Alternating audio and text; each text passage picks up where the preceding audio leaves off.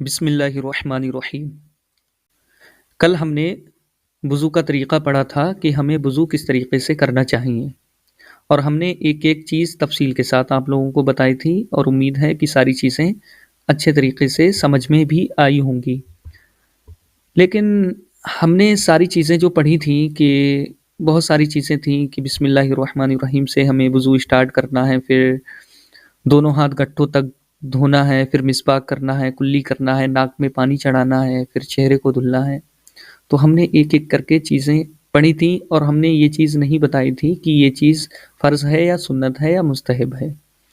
ٹھیک ہے، تو آج اسی چیز کا ذکر کرتے ہیں۔ اچھا، یہ چیز ضروری کیوں ہے؟ یہ چیز ضروری اس لیے ہے کہ جب تک ہمیں یہ نہیں پتہ چلے گا کہ یہ چیز فرض ہے یا یہ چیز سنت ہے یا یہ چیز مستحب ہے، تو اگر کوئی غلطی واقع ہو جاتی ہے تو ہمیں یہ نہیں پتہ چلے گا کہ ہمارا وضو صحیح ہو گیا یا نہیں ہو گیا، کیونکہ اگر فرض چھوٹ گیا تو پھر ہمارا وضو سرے سے نہیں ہوا، ہمیں دوبارہ وضو کرنا ہوگا۔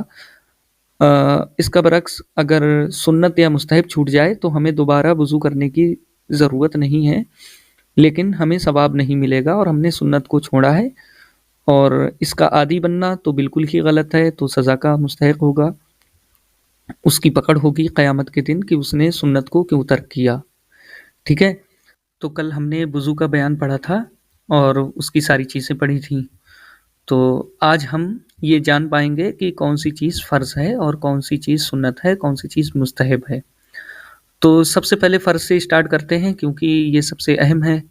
اور تو اللہ تبارک و تعالیٰ نے جو چیزیں قرآن پاک میں ہمیں فرمائی ہیں کہ اذا قمتم الی الصلاۃ، کہ جب تم نماز کے لیے کھڑے ہو، فاغسلوا وجوہکم الی آخرہ، تو یہ جو آیت کریمہ میں جو چیز اللہ تبارک و تعالیٰ نے بتائی ہے وہ چیز فرض ہے۔ جو وضو میں، تو وضو میں 4 باتیں فرض ہیں۔ نمبر 1، منہ کا دھونا، کہ منہ کا دھونا کہاں سے کہاں تک بتایا تھا کہ ماتھے کی جڑ جہاں سے بال جمتے ہیں وہاں سے لے کر کے تھوڑی کے نیچے تک، اور ایک کان کی لو سے دوسرے کان کی لو تک۔ تو ہمیں یہ چہرے کا حصہ ہے، اتنے حصے کو دھونا، ایک ایک جز کو دھونا۔ اگر تھوڑا سا بھی حصہ باقی رہ جائے گا تو پھر وہ ہمارا وضو نہیں ہوگا۔ ٹھیک ہے، دوسرا ہے کوہنیوں سمیت دونوں ہاتھ کا ایک بار دھلنا، اور تیسرا ہے چوتھائی سر کا مسح کرنا، یعنی چوتھائی سر پر بھیگے ہاتھ کا پھیرنا، یا کسی صورت سے کم از کم اتنی جگہ کا تر ہو جانا، کسی دوسری وجہ سے تر ہو جائے، جیسے کہ جو ہے بارش ہو رہی ہے تو بارش سے تر ہو گیا، تو پھر اس میں ہلکی سی نمی سے بھی وہ پھر مسح ہو جائے گا آٹومیٹک، ہاتھ پھیرنے سے ہی۔ بھیگا ہاتھ پھیرنا اس وقت نہیں کہ بال بھیگے ہوئے ہیں ہاتھ پھیر دیا۔ ٹھیک ہے، دونوں پاؤں، یہ چوتھا فرض ہے، دونوں پاؤں کا گٹوں سمیت ایک بار دھلنا۔ یہ 4 باتیں وضو میں فرض ہیں۔ تو یہ 4 باتیں وضو میں فرض جو میں نے ابھی آپ کو بتائیں کہ منہ کا دھونا ہو گیا، اور کوہنیوں سمیت دونوں ہاتھوں کا دھونا، اور سر کا مسح کرنا، چوتھائی سر کا مسح کرنا، اور دونوں پاؤں کا گٹوں سمیت ایک بار دھلنا۔ اچھا، ایک بار دھلنا، اس پر آپ نے نوٹ کیا ہوگا کہ ہمیں تو دھونا 3 بار ہوتا ہے، لیکن ایک بار دھونا، تو ایک بار دھونا یہ فرض ہے، اور ہم فرض کا ہی ذکر کر رہے ہیں۔ تو ایک بار دھلنا فرض ہے، 2 بار دھلنا، 3 بار دھلنا یہ سنت و مستحب ہے۔ ٹھیک ہے، اب یہ 4 باتیں تو فرض ہو گئیں، اور سنت و مستحب تو بہت ہیں، یعنی کہ اس کے علاوہ جتنی بھی چیزیں ہیں، جیسے مسواک کرنا سنت ہے، بسم اللہ الرحمن الرحیم پڑھنا سنت ہے، 3 بار دھونا یہ سنت ہے۔ ٹھیک ہے، اور پورے سر کا مسح کرنا سنت ہے، گردن کا مسح کرنا یہ جو ہے مستحب ہے۔ ٹھیک ہے، یہ سب کانوں کا مسح کرنا یہ سب مستحب میں داخل ہے۔ تو بہت ساری چیزیں جو ہیں وہ مستحب ہیں، اور بہت ساری چیزیں سنت ہیں۔ تو ان کے علاوہ جتنی بھی چیزیں ہیں وہ ساری سنت و مستحب ہے۔ اگر آپ سنت و مستحب ڈیپلی پڑھنا چاہتے ہیں تو اس میں کافی وقت لگے گا، خیر ہم یہاں پر زیادہ ٹائم نہیں لگائیں گے۔ تو آپ دوسری کتابیں جو فقہی ہیں وہ آپ پڑھ سکتے ہیں، اس میں ساری چیزیں جو بڑی بڑی کتابیں ہیں، ضخیم کتابیں۔ باقی ہمارے جو لیسنس ہیں وہ زیادہ تر قانونی شریعت سے رہتے ہیں۔ باقی آپ کوئی بھی فقہی کتاب اٹھائیں گے، چاہے قانون شریعت ہو یا چھوٹی سی بھی اگر آپ اٹھا لیں گے انوار شریعت جو ابھی نماز کا بیان چل رہا ہے، تو یہ ساری باتیں اس میں بھی سیم ٹو سیم مل جائیں گی. ٹھیک ہے. تو اگر آپ کو ڈیپلی پڑھنا ہے تو بحر شریعت فتاوی رضویہ یہ بھی پڑھ سکتے ہیں، جس میں آپ کو سنتیں اور مستحبات کتنی ہیں وہ ساری کی ساری معلوم ہو جائیں گی. تو اب دیکھتے ہیں کہ دھونے سے کیا مراد ہے. بار بار آیا ہے کہ چہرہ دھلنا ہے، دونوں ہاتھوں کو دھلنا ہے، پیروں کو دھلنا ہے. ٹھیک ہے. تو دھونے سے کیا مراد ہے؟ تو کسی عضو کو دھل جانے کا مطلب یہ ہوتا ہے کہ اس عضو کے ہر ایک حصے پر پانی بہہ جائے اچھی طریقے سے. بھیگ جانا یا تیل کی طرح پانی چپڑ لینا یا ایک آدھ بوند بہہ جانے سے دھونا نہیں ہوتا ہے. اور اس طرح دھونے سے وضو اور غسل نہیں ہوتا. ٹھیک ہے. اگر اس طریقے سے دھویا ہے، چپڑ لیا ہے، تیل کی طرح مالش کر لی ہے، ایک آدھ بوند ٹپک گئی ہیں تو وہ دھونا نہیں ہوا. اچھی طرح پانی بہہ جانا، تو اس طریقے سے کہ ہر ایک عضو پر پانی بہہ جائے، بہتا ہوا گزر جائے، تو وہ دھونا ہوتا ہے. ٹھیک ہے. اب دوسرا مسئلہ، ہونٹ، جو ہونٹ ہوتے ہیں ہمارے، ہونٹ، ناخن، آنکھ کے اوپر نیچے کی کھال، جو آنکھ ہوتی ہے اس کے اوپر کی کھال اور نیچے کی کھال، بال، پلکیں، بیرونی زیوروں کے نیچے کی کھال. بیرونی زیور جو ہماری عورتیں ہوتی ہیں گھر کی، تو وہ زیورات پہنتی ہیں. تو جو اوپری زیور ہیں، جیسے مان لیجئے مرد حضرات انگوٹھی پہنتے ہیں، تو انگوٹھی کے نیچے کی کھال حتیٰ کہ کیل نت کا سوراخ، جو سوراخ ہوتا ہے عورتوں کے، تو اس سوراخ کے اندر بھی پانی جو ہے پہنچانا ضروری ہوتا ہے. ٹھیک ہے. اور جو داڑھی ہوتی ہے، داڑھی مونچھ کے بالوں کے نیچے کی کھال کی کوئی جگہ یا ان چاروں عضو کی کوئی جگہ بال کی نوک کے برابر بھی اگر دھلنے سے رہ گئی تو وضو نہیں ہوگا. اس لیے ہمیں بہت ہی خیال رکھنا ہے. ایسا نہیں ہے صرف ہم آئے، پانی چلو میں لیا ہاتھوں میں اور صرف جو ہے پانی ڈالا چہرے پر اور چلے گئے نماز پڑھنے کے لیے. اس طریقے سے وضو نہیں ہوتا ہے. وضو بڑے دھیان سے کرنا ہوتا ہے. اگر انگوٹھی پہنے ہیں تو انگوٹھی کو ہلائیں گے، انگوٹھی کے نیچے بھی پانی پہنچے. ٹھیک ہے. ایسے ہی جو عورتیں زیورات پہنتی ہیں تو زیورات کے نیچے جو خال جو ظاہر نہیں ہو رہی ہے زیورات کی وجہ سے، تو وہاں تک بھی پانی پہنچایا جائے. اب ایک اور مسئلہ ہے، وضو نہ ہو تو نماز اور سجدہ تلاوت اور قرآن شریف چھونے کے لیے وضو کرنا فرض ہے اور طواف کے لیے واجب ہے. اچھا، یہ جو چیز بتائی ہے کہ وضو کرنا کب فرض ہے، تو وضو کرنا ظاہر سے طور پہ نماز کے لیے فرض ہے اور قرآن پاک کے تلاوت کے لیے چھو کر کے تلاوت کرنے کے لیے. اور سجدہ تلاوت جو ہوتا ہے، یعنی تلاوت جب ہم کرتے ہیں قرآن پاک کی، تو اس وقت جو سجدہ لکھا ہوتا ہے تو اس سجدے کو ادا کرنے کے لیے ہمیں وضو کرنا ضروری ہوتا ہے، فرض ہوتا ہے. اور اس کے علاوہ کاموں کے لیے جیسے تسبیح وغیرہ پڑھنے کے لیے تو سنت و مستحب ہے، فرض نہیں ہے. ٹھیک ہے. اور طواف کے لیے خانہ کعبہ کا جو طواف ہوتا ہے اس کے لیے وضو کرنا واجب ہوتا ہے. ٹھیک ہے. اب یہاں تک وضو کے فرائض مکمل ہو گئے اور اس کے ایک دو مسئلے بھی بیان ہو گئے کہ دھونے کا مطلب کیا ہے اور کس طریقے سے دھلیں، اور احتیاط بھی بتا دی گئی، اور کب وضو کرنا فرض ہے یہ بھی پتہ چل گیا، کب واجب ہے یہ بھی پتہ لگ گیا، اور سنت و مستحب کب ہے یہ بھی پتہ لگ گیا. اب سب سے ضروری چیز ہے کہ ہمیں یہ بھی پتہ ہونا چاہیے کہ وضو کے مکروہات کیا ہیں، یعنی ہم وہ کام نہ کریں جن سے وضو ہمارا مکروہ ہو جاتا ہے. ٹھیک ہے. یعنی وہ باتیں جو وضو میں نہیں ہونا چاہیے. ٹھیک ہے. تو نمبر 1 ہے عورت کے غسل یا وضو کے بچے ہوئے پانی سے وضو کرنا. تو اگر مرد وضو کر رہا ہے تو عورت کے غسل یا وضو کے بچے ہوئے پانی سے اگر وضو کرے گا تو وضو اس کا مکروہ ہوگا. اگر اور کوئی پانی موجود نہیں ہے تو اس سے کر سکتا ہے. نمبر 2، نجس جگہ وضو کا پانی گرانا یہ بھی مکروہ ہے، کہ ایسی جگہ پر پانی گرانا جو جگہ ناپاک ہے. ٹھیک ہے. نمبر 3، مسجد کے اندر وضو کرنا. مسجد کے اندر وضو کرنا یعنی مسجد کے اندر تو پانی ٹپکانا یہ بھی مکروہ ہے، اور وضو کے پانی کے قطرے وضو کے برتن میں ٹپکانا، یعنی ہم وضو بنا رہے ہیں، ہمارے قطرے جو ہیں، جو پانی رکھا ہوا ہے برتن میں، اسی میں پانی ٹپک رہا ہے وضو کا، تو یہ بھی مکروہ ہے۔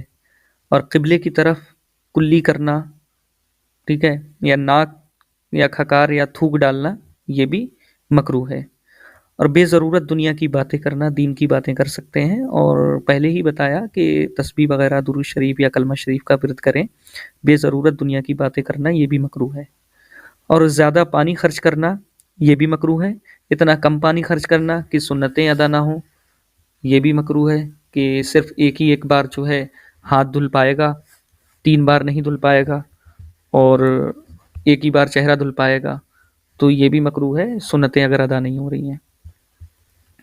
اور ایک ہاتھ سے منہ دھونا ہے تو دونوں ہاتھوں سے دھونا ہے، ایک ہاتھ سے نہیں دھونا ہے۔ منہ پر پانی مارنا، وہ بہت تیز پانی، اتنی تیز مارنا کہ اگر برابر میں کوئی جو ہے اسے بھی تکلیف ہو رہی ہے اور وضو کا پانی سب کپڑوں کے اوپر آتا ہے، تو فی الحال منہ پر پانی مارنا یہ بھی مکروہ ہے۔ وضو کے قطروں کو کپڑے یا مسجد میں ٹپکانا یہ بھی مکروہ ہے، اور وضو کی کسی بھی سنت کو چھوڑ دینا یہ بھی مکروہ ہے۔ تو اتنی باتیں مکروہ ہیں جن سے ہمیں بچنا ہے، اور تمام سنتوں پر عمل کرنا ہے۔ تمام جتنی بھی سنتیں ہیں ان سب کو ہمیں چھوڑنا نہیں ہے، اور فرائض کے ساتھ ساتھ سنتوں اور مستحبات کو بھی ہمیں ادا کرنا ہے۔ اب شروع کرتے ہیں نواقض وضو۔ نواقض کا مطلب ہوتا ہے وہ باتیں، وہ چیزیں جن سے ہمارا وضو ٹوٹ جاتا ہے، یعنی وضو توڑنے والی چیزیں۔ تو وضو توڑنے والی چیزیں بہت ساری ہیں، تو ایک ایک کر کے اس کا جلدی تذکرہ کر دیتے ہیں۔ تو آپ لوگ بڑے دھیان سے کرنا کہ اچھے طریقے سے یاد ہو جائیں، اس لیے کہ یہ چیزیں جو ہیں اگر یاد نہیں ہوئیں، جتنی بھی ہیں، کہ ان سب چیزوں سے وضو ٹوٹ جاتا ہے، تو اگر وضو ٹوٹ جائے گا تو آپ کو پتہ بھی نہیں چلے گا کہ ہمارا وضو ٹوٹ گیا ہے، اور اگر آپ نے اس حالت میں نماز پڑھ لی تو وہ آپ کی نماز درست نہیں ہوگی۔ تو جس طریقے سے ہمیں وضو کے فرائض معلوم ہونا چاہیے کہ کون سی چیز وضو میں فرض ہے، تو اگر وہ چھوٹ گئی تو ہمارا وضو ہی نہیں ہوگا۔ اسی طریقے سے ہمیں نواقض وضو یعنی وضو کو توڑنے والی چیزیں بھی معلوم ہونا چاہیے کہ ان چیزوں سے وضو ٹوٹ جاتا ہے، تاکہ ہمارا وضو ٹوٹ جائے تو ہمیں پتہ لگ جائے۔ ورنہ اگر وضو ٹوٹ جائے گا اور ہم نے اس صورت میں نماز پڑھ لی یا قرآن پاک چھوا تو ہم گناہ گار ہوں گے۔ ٹھیک ہے، تو آئیے شروع کرتے ہیں وضو کو توڑنے والی چیزوں کا بیان۔ تو نمبر 1 ہے پاخانہ، اور نمبر 2 ہے پیشاب، اور نمبر 3 ہے پیچھے سے ہوا کا نکلنا، اور نمبر 4 کیڑا اور پتھری کا آگے یا پیچھے کے مقام سے نکلنا۔ ٹھیک ہے، تو انہوں نے 5 اور چھٹی چیز ہے ودی کا نکلنا، 7ویں نمبر پر ہے مزی کا نکلنا، اور نمبر 8 پر ہے منی کا نکلنا۔ ٹھیک ہے، تو اب میں 8 چیزیں آپ کو مختصر طور پر بتا دوں کہ آگے یا پیچھے کے مقام سے کسی بھی چیز کا نکلنا، چاہے وہ ہوا نکلے یعنی ریح خارج ہو، یا کیڑا نکلے یا پتھری نکلے، ٹھیک ہے، یا ودی نکلے۔ ودی کہتے ہیں وہ سفید رطوبت جو پیشاب کے ساتھ نکلتی ہے۔ اور نمبر 7 ہے مزی۔ مزی وہ رطوبت ہوتی ہے جو شہبت کی حالت میں انزال سے پہلے نکلتی ہے، اور منی وہ جو انزال کے وقت نکلتی ہے، یعنی ڈسچارج ہونے کے وقت جو نکلتی ہے وہ منی ہوتی ہے۔ اور نمبر 9 ہے خون اور پیپ اور زرد پانی کا نکل کر بہنا۔ یہ خون ہے، تو خون اگر نکلا ہے، 1 بوند ہے اور وہیں پر نکل کر کے چپک گیا ہے، بہا نہیں ہے، تو وضو نہیں ٹوٹا۔ ایسے ہی زرد پانی جو پھپھولے وغیرہ پڑ جاتے ہیں یا دانے وغیرہ نکل آتے ہیں، تو اگر وہ یا پھوڑا یا پھنسی ہوتا ہے، اگر 1 بوند نکلا ہے وہیں پہ چپکا ہے تو نہیں، اگر وہ نکل کر کے بہنے لگا ہے تو اس سے وضو ٹوٹ جائے گا۔ اور نمبر 10 ہے کھانے یا پانی یا پت یا جمے خون کی منہ بھر قے۔ تو کھانے یا پانی کی یا پت یا جمے خون کی الٹی آئی، تو اگر منہ بھر کر کے ہے، تو منہ بھر کیسے کر کے پتہ لگے گا کہ منہ بھر قے وہ ہوتی ہے کہ اگر منہ بند بھی کرے گا تو وہ اسے روک نہیں پائے گا۔ ٹھیک ہے، تو اگر وہ نہ روک سکے، اس طریقے سے آئے، تو وہ منہ بھر کر کے ہوتی ہے. تو اگر منہ بھر قے آئی ہے یعنی الٹی آئی ہے وومٹنگ تو پھر جو ہے اس کا وضو ٹوٹ جائے گا. اور نمبر 11 ہے جنون. جنون کہتے ہیں پاگل ہو جانا. اور نمبر 12 پر ہے غشی یعنی بے ہوشی خواہ نشہ کھانے سے ہو یا بیماری سے. اور نمبر 13 ہے بے ہوشی. اور نمبر 14 پر ہے اتنا نشہ کہ چلنے میں پاؤں لڑکھڑائے. یعنی اگر کوئی انسان پاگل ہو جائے یا بے ہوش ہو جائے یا نشہ کر رکھے. اب نشہ چاہے کوئی نشے والی چیز کھا لی یا بیماری کی وجہ سے نشہ ہو گیا, چکر آ رہے ہیں, تو پھر یا بے ہوشی ہو گئی, بے ہوشی طاری ہو جاتی ہے تو بے ہوش ہو گیا. تو اگر اتنا نشہ ہے کہ پاؤں چلنے میں لڑکھڑائے تو پھر اس کا وضو ٹوٹ جاتا ہے. اب اور قہقہا لگانے سے, تو نماز جنازہ کے علاوہ کسی بھی نماز میں قہقہا یعنی زور سے ہنسنے سے کہ پاس والے لوگ بھی سن لیں, اتنی تیز ہنسنا جو کہ اسلام میں شریعت میں منع ہے. اگر اتنی تیز نماز میں ہنسا تو نماز تو گئی, ساتھ ہی ساتھ اس کا وضو بھی ٹوٹ جائے گا. اور نمبر 16 ہے نیند. یعنی نیند ایسی ہو کہ اگر کسی چیز سے ٹیک لگائے ہوئے ہے تو اگر اس چیز کو ہٹا لیا جائے تو وہ گر جائے گا, تو پھر اس نیند سے بھی وضو ٹوٹ جاتا ہے. اور اگر کوئی رکوع میں سو گیا یا سجدے میں سو گیا تو پھر اس سے جو ہے وضو نہیں ٹوٹے گا. ٹھیک ہے. اور مباشرت فاحشہ پائی گئی اس سے بھی وضو ٹوٹ جاتا ہے. مباشرت فاحشہ کہتے ہیں کہ مرد اپنے آلے کو تندی کی حالت میں, تندی مطلب جب وہ اسٹریٹ ہو, تو اس حالت میں عورت کی شرمگاہ سے ملائے یا عورت آپس میں ملائیں اور کپڑا بیچ میں حائل نہ ہو, تو ان سب صورتوں میں مباشرت فاحشہ ہوتی ہے اور ان سب چیزوں سے وضو ٹوٹ جاتا ہے. ٹھیک ہے. تو یہ ٹوٹل 16 چیزیں ہو گئیں. تو 16 چیزیں وضو کو توڑنے والی چیزیں ہیں, تو ان چیزوں سے وضو ٹوٹ جاتا ہے. اب 2-3 مسئلے ہیں وہ بھی آپ لوگ سن لیجئے.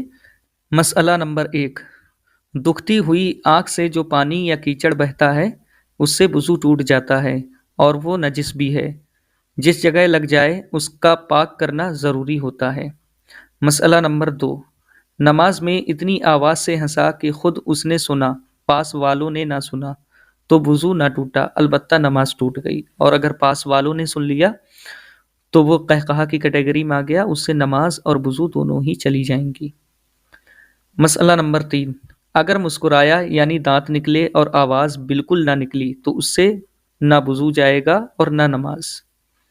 مسئلہ نمبر 5, جو رطوبت آدمی کے بدن سے نکلے اور وضو نہ توڑے وہ نجس نہیں, جیسے وہ خون جو بہہ کر نہ نکلے.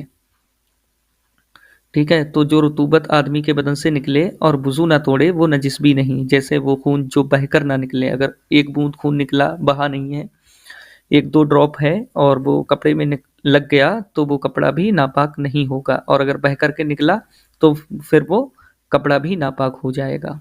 یا تھوڑی قے جو منہ بھر نہ ہو وہ پاک ہے. مسئلہ نمبر 6, رال, ناک, تھوک, پسینہ, میل پاک ہیں. یہ چیزیں اگر بدن یا کپڑے میں لگ گئی ہوں تو نماز ہو جائے گی, لیکن صاف کر لینا اچھا ہے, اس لیے کہ النظافت جزء الایمان, جو صفائی جو ہے وہ آدھا ایمان ہے. پاک صاف ہو کر کے اچھے طریقے سے خوشبو لگا کر کے نماز ادا کریں تو زیادہ بہتر ہے. اور اگر بدن سے بدبو آ رہی ہے تو نہا کر کے خوب خوش دلی کے ساتھ نماز ادا کریں. مسئلہ نمبر 7, جو آنسو رونے سے نکلتے ہیں ان سے وضو نہیں جاتا. ٹھیک ہے. اگر دکھتی ہوئی آنکھ سے آنسو نکل رہے ہیں تو اس سے وضو ٹوٹ جاتا ہے. مسئلہ, دودھ پیتے بچے نے قے کی, اگر وہ منہ بھر ہے تو نجس ہے. درہم سے زیادہ جگہ میں جس چیز کو لگ جائے ناپاک کر دے گا, لیکن اگر یہ دودھ معدے سے نہیں آیا بلکہ سینے تک پہنچا پھر پلٹ آیا, کیونکہ بعض دفعہ ہوتا ہے بچے دودھ پیتے ہیں اور منہ سے ہی واپس آ جاتا ہے, تو وہ منہ سے واپس آیا ہے تو وہ پاک ہے. اور اگر معدے سے آیا ہے تو وہ اگر 1 درہم سے زیادہ جگہ میں لگ جائے گا تو کپڑا ناپاک ہو جائے گا. مسئلہ نمبر 8, وضو کے بیچ میں وضو ٹوٹ گیا تو کیا کرے گا؟ پھر سے وضو کرے گا. یعنی اگر وضو کے بیچ میں ہاتھ دھل رہا تھا اور وضو ٹوٹ گیا تو پھر سے شروع سے وضو کرے گا. حتیٰ کہ اگر چلو میں پانی لے لیا ہو پھر ری خارج ہو گئی تو یہ پانی بھی بیکار ہو جائے گا جو چلو میں لیا ہے. اب دوسرا پانی لے گا اور وضو اسٹارٹ کرے گا. اس سے کوئی عضو بھی نہیں دھلے گا جو چلو میں لیا اور ری خارج ہو گئی. ٹھیک ہے. تو اب وضو کا بیان کمپلیٹ ہو گیا. اب انشاءاللہ تعالی بالتفصیل غسل کا بیان شروع کریں گے. اور غسل کا بیان بہت ضروری اور بہت اہم ہونے والا ہے. تو آپ اس کو مس نہ کریں، اس لیے کہ اگر یہ چھوٹ گیا تو غسل میں ہم کیسے غسل کرتے ہیں اور ہماری غسل میں کیا خرابیاں ہیں یہ نہیں پتہ چل پائیں گی. تو آپ اس کلاس کو مس نہ کریں اور کلاس میں روزانہ بلا ناغہ آیا کریں. ٹھیک ہے. دعائے خیر میں یاد رکھیے گا. اللہ حافظ.